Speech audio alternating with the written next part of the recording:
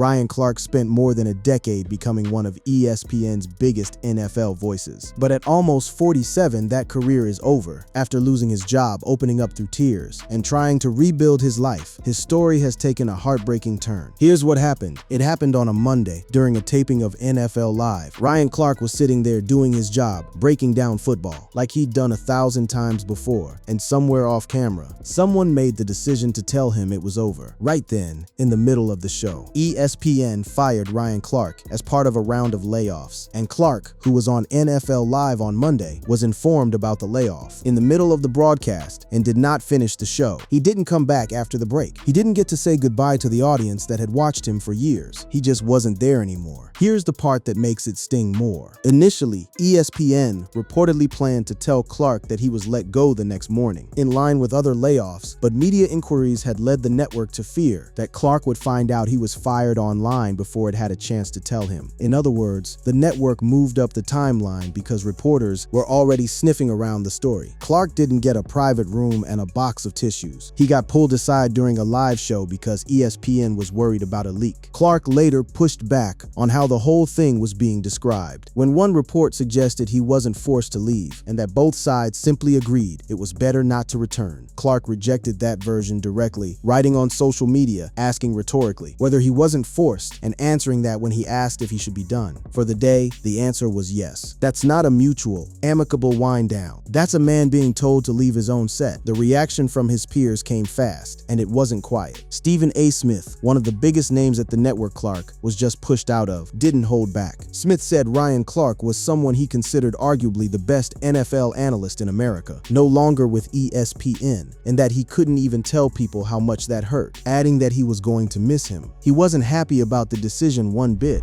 and the bosses knew he wasn't happy because he'd made that very, very clear. That's a current ESPN employee on the air telling his own bosses he disagreed with what they'd just done to his colleague. Deion Sanders weighed in too, and he didn't do it gently. Sanders wrote on X that this was one of many reasons he loved Clark to life, calling him arguably the best talent on the ESPN roster, and asking how certain other people could still be employed there while Clark wasn't, and also questioning whether rumors about Cam Newton being let go too were true. Sanders wasn't just being sentimental. He was pointing at the roster and asking why the guy everyone respected got cut while other names stayed put. Newton, as it turned out, wasn't safe either, contrary to Sanders' hopes that Newton would remain with ESPN. Newton was also fired later that same day, as part of the same round of network layoffs, ending his 2-year run as a primary debate partner on First Take. Deion Sanders publicly urged Clark to team up with Newton on a new venture. Once both men were out, floating the idea that the two of them together would make for a show worth watching. And then there was Clark's own response, which is maybe the detail that got the most attention. Instead of venting online about the network, he turned his first public statement toward everyone else who'd lost their job that day. He wrote that he was sending prayers and love to all those laid off that day by ESPN, that so many of them had poured their life into that company, and that he knew how they were feeling, adding that his hope was that as one door closed, another would open for them, and signing off with a blessing. That's the moment that made Sanders and Smith speak up in the first place. A man who'd just lost a job that had defined over a decade of his life used his platform to comfort people he'd worked alongside, rather than attack the company that cut him loose. But behind that composed public post, there was something else going on. Days later, on his own podcast, Clark stopped being careful with his words. He rejected the idea that this was a simple layoff at all. He said he wasn't laid off. He was fired, claiming the network deliberately timed its action to obscure what he called a predetermined decision. He said they were using layoffs as cover and camouflage for what they'd already intended to do, insisting there was no cause for it, and that because there was no cause, they couldn't just fire him outright. So they waited for the layoffs to camouflage and veil it. That's a man who'd spent 11 years being the company man, suddenly done being diplomatic about how it ended. So that's the shape of it. A live broadcast, a mid-show removal, two of the biggest names in sports media publicly pushing back on their own employer, and Clark himself torn between grace in public and raw anger in private, all while turning almost 47 years old, with a career that had just been pulled out from under him. To understand how deep this cuts, you have to go back to who Ryan Clark was before any of this, because the man who lost this job wasn't just some analyst. He was a guy who'd already survived losing far more than a paycheck. Before there was an ESPN analyst named Ryan Clark, there was a kid from Marrero, Louisiana, just outside New Orleans on the West Bank, who grew up wanting to prove something. He went to Archbishop Shaw High School, then on to LSU, and from there into a 13-year NFL career that most players would kill for. He went undrafted. That's worth sitting with for a second. Nobody picked him. He had to fight his way onto a roster and stay there through sheer stubbornness. And he did it well enough to make a Pro Bowl, win a Super Bowl with the Pittsburgh Steelers, and spend 8 seasons in that city building a reputation as a hard-hitting, no-nonsense safety. According to Spotrac, Clark earned just over $23.5 million across his 13-year NFL career, coming into the league as an undrafted free agent out of LSU before carving out a Pro Bowl caliber run with the Steelers, the Giants, and Washington, spending 8 seasons in Pittsburgh, where he helped win a Super Bowl title and earned $21 million.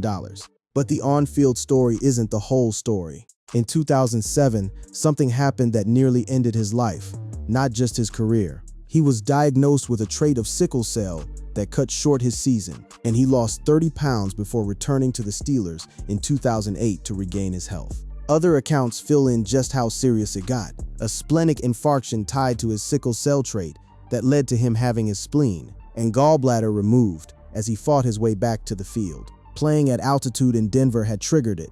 He'd carried a sickle cell trait since childhood, and the condition made it dangerous for him to play at high altitudes, which is exactly where he suffered the splenic infarction. He came back from that. He kept playing. And then, years later, tragedy hit his family directly. After losing his 27-year-old sister-in-law to sickle cell anemia, he founded Ryan Clark's Cure League with assistance from the University of Pittsburgh Medical Center, turning a personal nightmare into an actual foundation aimed at research and awareness. That wasn't a PR move. That was a man who nearly died from the same condition, watching someone in his own family lose that fight and deciding to do something about it. His wife, Yanka, was there through all of it. They started dating in college and got married in the summer of 2004. Together, the couple built a family with 3 children. Clark has talked about her in ways that go beyond the usual "thank you to my wife" lines athletes give at award shows. He's described her as a beautiful woman who's devoted her life to their family, someone who's never wanted to be out front but has been the backbone of support, showing up for all 3 of their kids 100% of the time, and who has now started her own career to help others, adding that that's who she is and who he'll allow her to be. One of those 3 kids inherited the trait that nearly killed him. His youngest daughter, Logan, also possesses the sickle cell trait, which is part of why the family's advocacy work isn't a side project. It's personal, generational, and ongoing. By the time his playing career wound down, Clark wasn't just a retired safety looking for a second act. He was a guy with a survival story, a foundation with his name on it, a family that had been tested and held together, and a reputation inside the league as someone who understood the game at a level most analysts never reach. That's exactly why ESPN came calling. Clark joined ESPN as an NFL analyst in 2015, and it didn't take long for him to become one of the faces of the network's football coverage. He worked across Get Up, First Take, SportsCenter, and eventually became a fixture on Monday Night Football coverage. He was considered one of ESPN's most prominent NFL analysts, regularly appearing on shows including First Take, Get Up, and NFL Live. And during football season, he was a member of the network's Monday Night Football crew. The industry noticed. He won a Sports Emmy in 2023 for his work as a studio analyst, an honor that put him in rare company among football broadcasters. Alongside the ESPN gig, he built out his own ventures too. In 2022, along with fellow former NFL players Fred Taylor and Channing Crowder, he created the Pivot podcast, which grew into one of the more respected shows in the sports media space, giving Clark a platform that didn't depend on any single network. By early 2024, ESPN clearly saw him as core to their future. Clark had joined ESPN after retiring from the NFL in 2015 and re-signed with the network in 2021 for 3 years. And in 2024, the two sides had contentious contract negotiations, with Clark posting at the time that he felt he deserved more while ESPN disagreed, though ultimately the two sides agreed to a deal. That deal wasn't small. He was earning more than $2 million per year under his contract, which was signed in February 2024. So heading into this most recent year, Ryan Clark wasn't some replaceable face on a crowded roster. He was a Super Bowl champion, an Emmy winner, a guy earning 7 figures a year, a foundation founder, a family man closing in on his mid-40s, with a stable life built on more than 2 decades of marriage, which makes what happened next even harder to square. Nobody gets pulled off a live broadcast out of nowhere. There's always a build-up, and in Clark's case, the warning signs had been visible for months before that Monday. Rumors that Clark could be in danger of losing his job had been rumbling since the Super Bowl in February, meaning he'd effectively been carrying that uncertainty for the better part of half a year, while still showing up and doing his job every week. That's its own kind of pressure. Imagine going to work every day of an NFL season, breaking down games, in front of millions of people, while quietly knowing your bosses might already be planning your exit. And it's not like his role was small at the time. Clark was reportedly expected to be part of ESPN's Super Bowl coverage the following year, as the network airs the event for the first time since ABC, ESPN's partner channel, hadn't held Super Bowl broadcast rights since 2006. That's the biggest broadcast night in American TV. Being penciled in for it, and then getting cut before it happened, tells you the decision to remove him wasn't about talent running dry. Something else was going on underneath. Part of that something else was structural. ESPN had absorbed NFL Network into its operations, and that merger meant duplicate roles across the company. Front Office Sports had reported months earlier that the network was bracing for a larger round of cuts, associated with the ESPN and NFL Network merger, expected to affect both on- and off-camera personnel. When ESPN chairman Jimmy Pitaro addressed staff, he framed it in exactly those terms. He wrote that over the past several months, they'd made significant progress integrating the NFL assets they'd acquired into ESPN, and that throughout the process they'd taken the time to carefully evaluate their collective teams, resources, and organizational structure to best position the company for the future, which meant difficult decisions about jobs that needed to be communicated. That's the corporate version. Clark's version, the one he gave later on his own podcast, paints a very different picture. One where the merger was a convenient excuse rather than the actual reason. He pointed to a specific moment as the turning point in how ESPN's leadership viewed him. A report from The Athletic's Andrew Marchand suggested that an on- and off-air incident during the season was reportedly the moment when ESPN executives' frustration with Clark peaked. That incident was a debate gone wrong with colleague Peter Schrager. It happened during a Get Up episode after the first game of a recent NFL season, when Schrager came to the defense of Cowboys receiver CeeDee Lamb after a key dropped pass in a Dallas loss. Clark, who disagreed with Schrager's evaluation, said his fellow analyst's opinion was coming from the non-player in him, and Schrager told Clark not to belittle him for having an opinion that differed from the 3 former NFL players in the room. It got heated enough that Clark felt the need to apologize publicly. He posted on social media that he'd had an interaction with his colleague that he regretted, both on and off the air, that he'd apologized to Peter and taken accountability with ESPN leadership, that he valued working with him and looked forward to the season, and that his focus would remain on professionalism, teamwork, and being a better teammate moving forward. When he finally spoke about his exit on his own podcast, Clark flatly rejected the idea that this dust-up was what got him fired, but he didn't deny that it mattered. Instead, he pointed higher up the chain. He alleged that an unnamed executive harbored specific personal animus toward him, a warning he said was relayed by Stephen A. Smith over a lunch in Los Angeles. That's a heavy claim, that despite one of the network's biggest stars vouching for him, somebody with real power inside the building had already decided he was on the way out. He went further than that too, describing a deeper pattern of feeling boxed in over the years. He said he believed he wasn't allowed to be too black, describing being sidelined from shows and pressured to apologize over a news segment. That's not a complaint about one bad afternoon on set. That's a complaint about years of friction that built quietly until it reached a breaking point. He also drew a direct line between his removal and specific coverage decisions he'd made. Clark traced his layoff to several different things, including his coverage of the Kyron Lacey tragedy.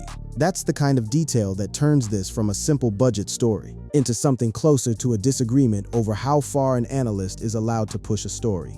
And the manner of the firing itself, Clark said, only made things worse. He was informed of his dismissal on a Monday during a live NFL Live taping. Clark, a regular on NFL Live, SportsCenter, and First Take, said the writing had been on the wall long before the layoffs arrived. So by the time the cameras cut away from him that day, this wasn't a shock exactly, not to him anyway. It was the end point of months of tension, a specific colleague dispute that never fully healed. An executive, he says, had already made up his mind, and a broader feeling that he'd been pushed to shrink parts of himself to keep his seat. The layoffs gave the network a clean, corporate reason to point to. Clark believes the real reason had been building since well before that. What happened after the firing is where this stops being just a media story and starts being a human one. Clark's first move publicly was restraint. That gracious message to fellow laid-off staff is what drew Sanders and Smith to speak up in his defense in the first place. But behind that composed exterior, something else was happening, and it came out days later in a way nobody expected. Appearing on his own podcast alongside his co-hosts, Clark didn't just explain his situation calmly. At one point, discussing what he'd have done differently, he stopped being composed altogether. The moment came when his co-host asked what, in hindsight, he would have done differently, and Clark paused and broke down into tears. He talked about going home to New Orleans and how accepted he now felt as a kid from the West Bank, saying he wouldn't change that, never, adding that all he ever wanted was to be accepted and wanted. That clip spread fast. Outlets covering sports media reacted to just how raw it was, with one calling it one of the wildest videos they'd seen. A grown man, a Super Bowl champion, sobbing on camera about wanting to belong. It wasn't a manufactured moment for sympathy. It read as exactly what it was, a man who'd spent his whole adult life either proving himself on a football field or proving himself on television, suddenly stripped of the stage where he'd done both, grappling in real time with what that loss actually meant to him. He also used that same podcast appearance to settle in his own mind the confusion around how the firing was even being described. Appearing alongside co-hosts Fred Taylor and Channing Crowder, he flatly rejected the framing that he was part of a broader ESPN workforce reduction, saying he wanted to put it to bed. He wasn't laid off. He was fired. That distinction mattered to him. A layoff is impersonal, a budget line. Being fired is a decision made about you, specifically. The support kept coming from people who knew exactly what that kind of public unraveling costs a man. Deion Sanders didn't just post once and move on. He shared his reaction after Clark publicly addressed his firing for the first time, keeping the pressure on the network even after the news cycle had supposedly moved past it. And it wasn't only players in his own sport paying attention. Sanders went as far as urging Clark to start a new venture with Cam Newton, after both men had been let go, floating the idea publicly that the two of them together would make for a real show. Not everyone reacted with sympathy though, and that split is its own part of this story. Some corners of sports media pushed back hard on the raw emotion Clark showed, framing his tears as an overreaction to losing a job. That kind of criticism cuts in a different direction. It's the flip side of visibility. When you spend a decade being a public figure, even your grief becomes something strangers feel entitled to grade.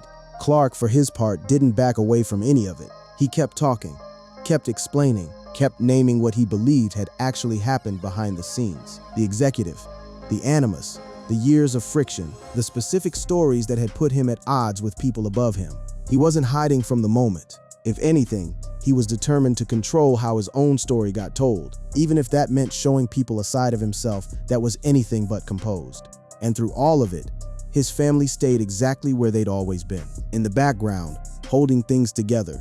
Yanka, who'd already carried him through a near-death health scare decades earlier, wasn't posting sound bites or reacting publicly to the drama. She was doing what she'd always done, running the household, managing the family's investments, keeping 3 kids grounded while their father processed losing the job that had defined the second half of his adult life. That kind of steadiness doesn't make headlines, but it's arguably the thing that let Clark fall apart on a podcast and then get back up the next day, because that's exactly what happened next. So here's where Ryan Clark actually stands right now, closing in on 47 years old. With a decade-plus career at the biggest sports network in the country, now behind him instead of in front of him. The financial picture isn't the disaster the word fired might suggest to some viewers. His net worth fluctuates from site to site, ranging from $6 to $12 million, built on top of the tens of millions he earned during his playing career, and the seven-figure salary he pulled down at ESPN for over a decade. He's not scrambling to figure out how to pay a mortgage. Whatever sadness sits inside this story, it isn't a story about money running out. What it is a story about is identity. For more than 20 years, Ryan Clark's life has been built around being seen, first as a hard-hitting NFL safety, then as one of the most trusted football analysts on television, winning an Emmy for it, sitting on Monday Night Football, expected to be part of ESPN's biggest broadcast of all time, losing that platform, especially the way he lost it, mid-broadcast, in front of the same audience that had watched him for years, strips away more than a job. It strips away the stage he'd used to define himself, since he was an undrafted rookie trying to make a Steelers roster. That's why the tears on his podcast landed the way they did. That's why Stephen A. Smith, someone who still works at the network that just cut Clark loose, felt compelled to say on the air that he wasn't happy about the decision, and that his bosses knew it. That's why Deion Sanders, a Hall of Famer with nothing to gain from picking this fight, kept pushing the story publicly, calling out the network, and pointing at who they'd kept versus who they'd let go. Clark hasn't disappeared, though. He still has The Pivot, the podcast he built with Fred Taylor and Channing Crowder, years before ESPN ever showed him the door, and that platform gives him something no layoff can touch, a direct line to an audience that doesn't answer to any network executive. He still has his foundation, still carries the responsibility of raising awareness for the condition that nearly killed him, and that his own daughter now lives with. He still has Yonka, 20-plus years into a marriage that survived a health scare, a grieving family tragedy, and now a public firing, still standing next to him. What he doesn't have anymore is the thing he said, through tears, that he'd always wanted most: to be accepted, to be wanted, inside the walls of a company he'd given more than a decade to. That's the part of this that doesn't come with a severance check. You can walk away from ESPN with money in the bank and your podcast intact, and still walk away carrying the specific kind of loss that comes from being told live in front of an audience, that the seat you built for yourself no longer has your name on it. Ryan Clark is almost 47 now. He's not broke. He's not without a platform. But watching a Super Bowl champion, an Emmy winner, a man who survived losing his own spleen to build a second career from nothing, break down on a podcast, asking why acceptance always seemed to slip through his fingers. That's the part of this story that sticks. The layoffs will fade from the news cycle, the tears, and what they revealed about what this job actually meant to him won't fade nearly as fast. Ryan Clark reboots claims heated on-air clash with ESPN colleague led to his firing. The Mirror US. Ryan Clark says he was fired by ESPN, not laid off. In latest podcast, Yahoo Sports, Ryan Clark has accused ESPN of firing him without cause. The Spun. ESPN reportedly lays off analyst Ryan Clark during broadcast of NFL Live, Yahoo Sports. Ryan Clark disputes claim that he wasn't forced to leave ESPN mid-show, Yahoo Sports. ESPN star Ryan Clark fired during live broadcast. The Daily Beast. Ryan Clark found out he was fired live mid-broadcast on NFL Live as ESPN undergoes first major layoffs in 3 years. Fortune. ESPN parting ways with NFL analyst Ryan Clark ahead of network's first Super Bowl broadcast. Outkick. Ryan Clark alleges ESPN layoffs were cover-up for targeted dismissal. I was fired. Complex. Ryan Clark ESPN contract. How much will ex-Steelers safety earn with new deal? Sportskeeda. Ryan Clark's wife, Yonka Clark biography, the city celeb. Is Yonka Clark Ryan Clark's first wife? Inside the ESPN analyst's longtime marriage, briefly.co.za. Clark helps out where it hits home, Steelers.com. Ryan Clark net worth in 2026. Bio, income, family, and relationship. Ryan Clark's wife, Yonka, and 3 kids, house and whips. Who was Ryan Clark's first wife? Clarifying his marriage history. With Yonka Clark, Tuco Goki. Ryan Clark biography, Wikigraphia. Deion Sanders reacts to ESPN firing Ryan Clark. While he was taping show AOL, Deion Sanders offers support to Ryan Clark after ESPN layoffs. Yardbarker. Deion Sanders offers support to Ryan Clark after ESPN layoffs. Yahoo Sports. Deion Sanders reacts to Ryan Clark breaking his silence. On ESPN firing Irish star. Deion Sanders fires back at ESPN over Ryan Clark's exit. Yardbarker. Deion Sanders blasts ESPN for cutting Ryan Clark. Arguably the best talent, complex. Coach Prime shows support for Ryan Clark and Cam Newton after ESPN layoffs. Glory, Colorado. Wow, that would be a show. Deion Sanders urges Ryan Clark to start new venture with Cam Newton after ESPN layoffs.